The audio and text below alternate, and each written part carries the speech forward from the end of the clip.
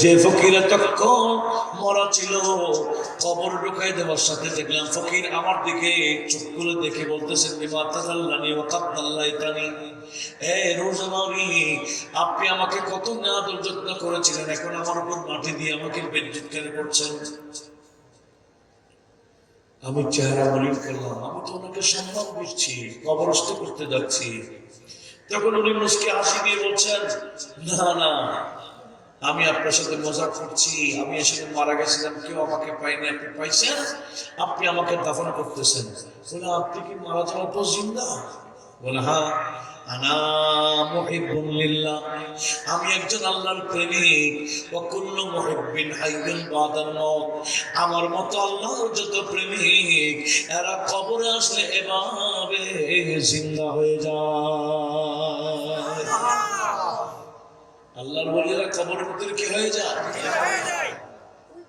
তখন ওই ফকির কবর থেকে রোজমারিকে বললেন, আর রোজমারি, ইন্নী লাআনসুরান্নাকা গাদান কামা নাসারতানি আল-ইয়াওম, আজকে দুনিয়ার বুকে আপনি রোজমারি আমাকে যেভাবে কি করেছেন, সাহায্য করেছেন, আমি ফকির কিয়ামতের ময়দানে আপনাকে সাহায্য করব।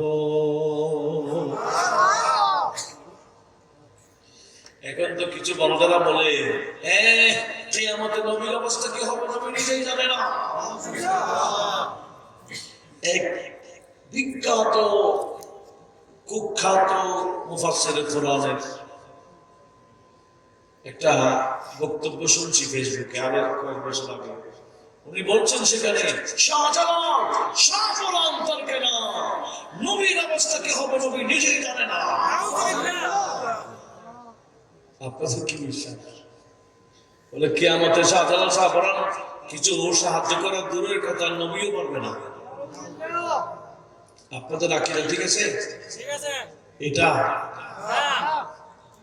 আরে ভাই, উনি যেটা বলছেন এটা কোরআন শরীফে আছে। ওনার বক্তব্যটা কোথায় আছে? কোরআন শরীফ মানবেন না? তাহলে শুনেন, আয়াতটা শুনেন।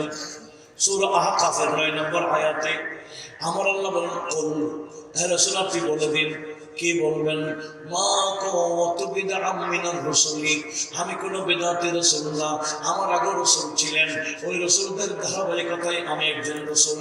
ও রাসূল আপনি বলুন, মা আদরি, আমি জানি না, মা ইউফআলু বি ওয়ালা বিকুম, কিয়ামতের ময়দানে আমার সাথে কি আচরণ করা হবে, তোমাদের সাথে কি আচরণ করা হবে আমি জানি না। দলিলটা দিবে কোরআন শরীফ অমুক সূরা 1 নম্বর আয়াত। হ্যাঁ, কিয়ামতে নবীর অবস্থা কি হবে নবী নিজে জানে না, উম্মতের অবস্থা কি হবে নবী জানে না। সেখানে শাহজালাল শাহপরান কোথাকা। তাহলে বিষয়গুলো জানার দরকার আছে কিনা? কোন সূরা বলেছেন? না, আহকাফ, সূরা আহকাফ কয় নাম্বার? 9 নাম্বার।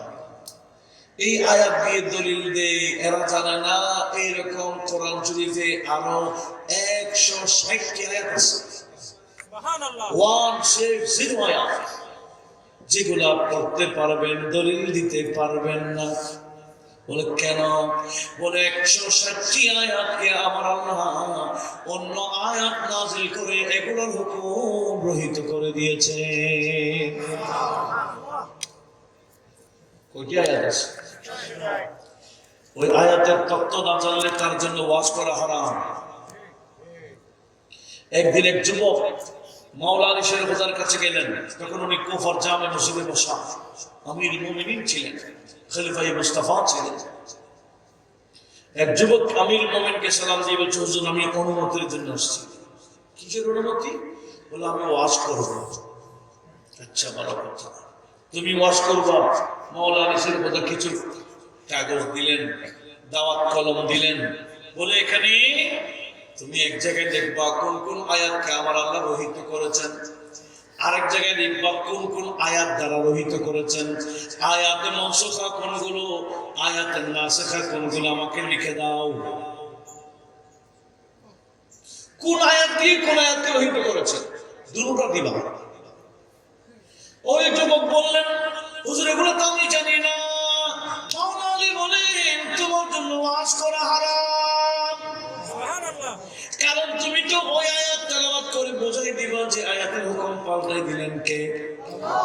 যেমন সূরা আহকাফ 9 নম্বর আয়াত 1400 বছর যাবত সমস্ত মুফাসসিরে কোরআনরা এই কথাই ঐকমত পোষণ করেছেন।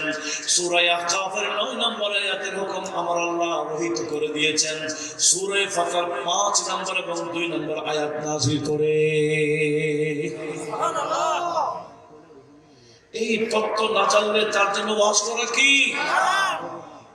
এখন তো ওয়াজ করার জন্য এলম লাগে না, একটু টুনটান থাকলে, একটু নাক কালাম করতে পারলে, একটু নাটক করতে পারলে বিশাল বক্তা। কথা বলুন ঠিক কিনা? এখন মাঠ ময়দান থেকে আমরা ভালো ভালো আলেম ওলামাদেরকে বিদায় দিচ্ছি, দুনিয়ার জাহেল বন্ধুগুলোকে বক্তা বলে ফেলতেছে। এগুলো আমাদের সুন্নিয়তের জন্য ওয়াবা হচ্ছে, বড় ওয়াবা আসতেছে। মাঠ সুন্নিয়তের মাঠ, এলামে ভরপুর ছিল, মজবুত ছিল। কথা বলুন ঠিক কিনা?